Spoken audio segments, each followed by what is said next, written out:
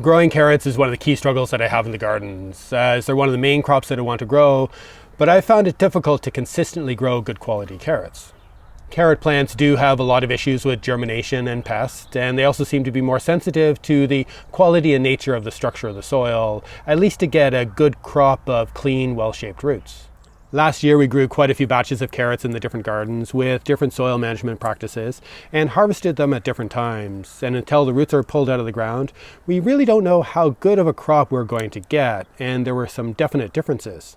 The batches of carrots that were grown in the gardens that we managed using no-till methods were noticeably better last year, and I'm still not sure of the reasons why.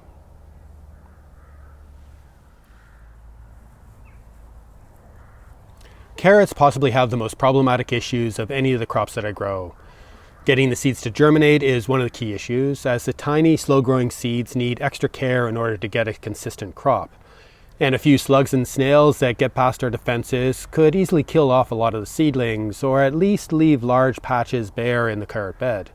Weeding is also an issue, as the slower growing plants can be easily overwhelmed by the fast growing weed seedlings, and weeding around these delicate small plants can be a very time consuming task. And then the young carrot plants need to be thinned in order to make sure that the remaining plants have enough space to grow reasonably quickly and to develop good underground roots. This thinning is especially important if I sowed a lot of extra seeds as a way to overcome some of the germination issues. Over the years, I've gotten a lot better at managing these issues, preparing the ground and caring for the young seedlings well enough to get a good crop of young carrot plants growing at the start of the season. Keeping the pests away from these developing plants has been more problematic. Rats used to be an issue. Once they discovered that the crop was edible, they seemed to enjoy eating the tops off of many of the roots in the row or bed. But since I've become much better controlling the rat population in the area, this is no longer a problem. But I have not been so successful at reducing the impact of carrot fly, where the burrowing larvae of this pest can destroy a whole crop if they get in early enough. This pest is a formidable challenge, where common advice of companion planting with onions has failed in this context, and I generally need to rely on covering the crop with special netting for the full season. And these root-eating underground pests might be responsible for some of the forking of the carrots, which has been another major issue with growing carrots in our gardens. But this forking seems to also be caused by other factors, including the method of cultivation of the soil or the lack of cultivation. The carrot fly damage and the forking of the roots are two of the remaining issues that determine if a carrot crop is going to be really successful or not. Last year we grew carrots for different purposes at different times of the year in different gardens. We grew the usual main crop of carrots in a few gardens, using a variety for late harvest and overwintering storage in two of the gardens, and a large variety trial in another garden. We grew an earlier large crop in two gardens, which were harvested as semi-mature roots in the late summer and early autumn when the tops were still growing strong. We also grew a number of succession plantings of faster maturing varieties as part of a quick rotation crop plantings in the spring in one of the larger polytunnels, where the carrots were harvested when the roots were quite a bit smaller. And we continued this succession sowing in the newly established outside beds between the two polytunnels, which were dedicated to growing quick rotation crops like this. In total, we sowed 16 batches of carrots in these different locations. Some of the crops were excellent and some were more disappointing, and others completely failed. Including carrots within the plantings of other quick crops doesn't work so well, as they are considerably slower growing than their either leaf crops or the faster growing root crops that we usually grow. This was an issue with some of the batches of carrots that we sowed in the polytunnel last spring, where there wasn't enough time for them to grow very big before the bed was needed for the main summer fruiting crops to be transplanted in. It was still really nice to have some baby carrots in the spring to include with the mix of other salad greens and tender roots, but the crop was small. Sowing really quick growing varieties and making sure there is adequate spacing between them to ensure that they can grow as fast as possible will improve things a bit.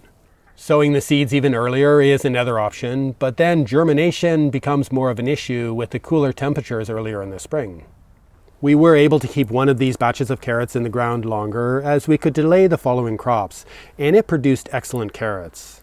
A slightly later sowing in mid-March and a few weeks of extra growth in the warmer part of the season produced a substantially bigger crop by the end of June. The roots from 3 of the varieties that we sowed were long, straight, and a great size for using, and they were in really good shape, but the fourth variety was considerably smaller. A few of the roots had some rotting issues, but most of them were clean of any blemishes, and there were no signs of damage from carrot root fly, even though the plants had not been covered with a mesh. I suspect that these small batches inside the polytunnel in an area that hadn't had a lot of carrots growing before prevented these flies from finding these carrots to lay their eggs beside. The lack of these burrowing larvae reduced one possibility of forking, but the carrot roots also seem to grow well with the no-till method that we've used to manage these beds for the last few years. This soil had been fully dug over several times a few years ago, but has been managed as fixed uncultivated beds since then. We only add a layer of amendments and municipal compost to the surface of the soil, and the carrots seem to be quite happy with this management techniques and the fairly firm soil. We used a similar planting of quick rotation crops, including carrots, in the newly established beds outside between the two larger polytunnels.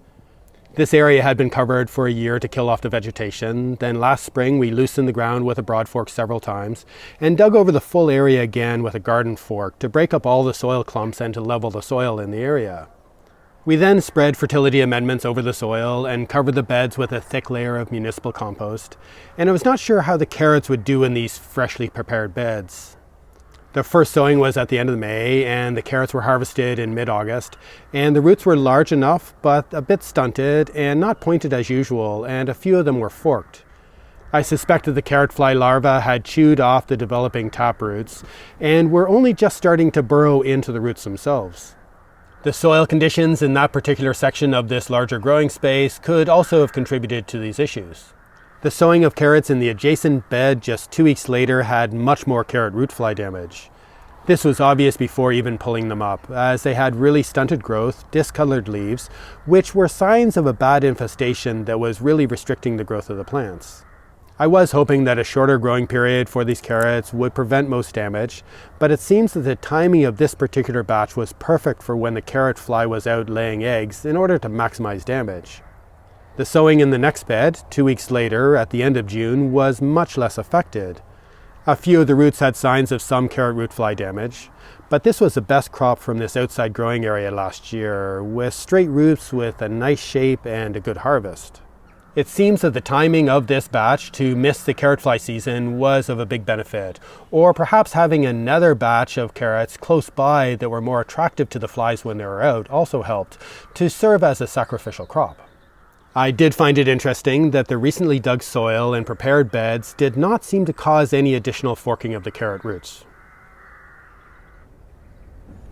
We'd also sown a mid-season crop of carrots in 2 of the more established gardens, sown at the same time with the same spacing of the same seeds from the same carrot variety. And they were both well covered for the full season with a mesh held down at the edges with soil. This seemed to eliminate the carrot fly from both batches, which was great to see and probably eliminated this variable that might be causing some of the forking. But there was still a significant difference in the shape and quality of the roots between the 2 gardens. In the no-dig garden, the roots were generally long, straight and pointed with only a few forked roots. This garden has never been cultivated, apart from occasionally digging out persistent weeds and some potatoes, with layers of municipal compost added to the surface of the fixed beds each year. And this batch of carrots seemed to grow really well with this form of bed management, even though the soil had become quite firm. In the intensive garden, we pulled up more roots that were more blunt-tipped and with more forking. The fixed beds in this garden had been double dug for years, but for the past few seasons we have only used a broad fork to gently loosen the soil before adding the same layer of municipal compost to the surface of the bed. Even though this garden has essentially converted to no-till methods, there were obviously differences in the shape and quality of the roots we pulled up. So either there is still some difference in the physical structure of the soil in this garden due to the intensive cultivation that was stopped several years ago, or the gentle broad forking at the beginning of the season changed how many of the carrot roots were able to grow, or perhaps there is some other issue. We planted another bed in these same 2 gardens with the main crop variety of carrots that have grown for many years for a late harvest of carrots for overwintering storage. The harvest was decent from both gardens, but more roots from the no-dig garden were consistently better shape, straighter and longer with less forking. Both crops of carrots did better in the no-dig gardens than in the intensive garden last year, and were essentially the same with the carrot crop in these 2 gardens in the previous year. The main crop of carrots that we pulled out of the no-dig garden in 2022 were almost all straight and well-shaped, despite the firm soil. And the same carrots grown in the adjacent garden had significantly greater diversity of root shapes, something that I was hoping to avoid. In both years, we had also sown a large number of different varieties of carrots as a main crop in the large bed of the simple garden.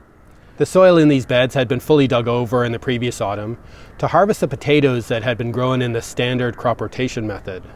And a lot of the roots were fine, but there were still a number of forked and damaged roots, definitely more than in the no-dig garden. Based on the different carrot batches that we harvested last year, it seems that the no-dig or no-till methods of managing the garden beds, where the soil has not been disturbed for at least several years, produces better quality carrots, or at least more straight carrots. And it seems that the soil that has been recently dug, or even loosened with a broad fork, will produce more misshapen carrots. This seems like a simple and easy explanation, except that the carrots from the newly established quick rotation crop beds were also really well shaped, at least the batches that we were able to avoid most of the damage from carrot fly. And the soil in these beds had been fully dug over several times only a few months earlier. And a few years ago, the crop of carrots from the no-dig garden were really heavily forked, something that I thought might be due to the thick layer of municipal compost that had been added to the surface of these growing beds. But the same recent application of the same type of compost to the quick rotation crop beds didn't produce the same issues. So, as with many things in the gardens, this issue is likely more complicated and nuanced than simply stating that no-dig methods produce straighter carrots. Looking back at different batches of carrots that I've grown in the different gardens over the years, I was able to get really good carrots of consistently straight roots from soil that had been heavily cultivated. So I'm not convinced that digging or not digging is the key factor that makes a difference to the shape of the carrot roots. I suspect that some other soil-based organisms may be involved, especially in the gardens where I've been growing carrots for many years. Perhaps some kind of nematode or pest that was not really present in the gardens when they were first established, or when I first started growing carrots, have built up in numbers to cause problems in recent years. But then why am I still getting a really great crop of carrots out in the no-dig gardens for the past few years, consistently better than in some of the other gardens, even though I've grown carrots in this garden for just as many years? I don't have an answer for that yet, but it's something that I want to keep an eye on with the carrot crops that I'm planning for this coming season.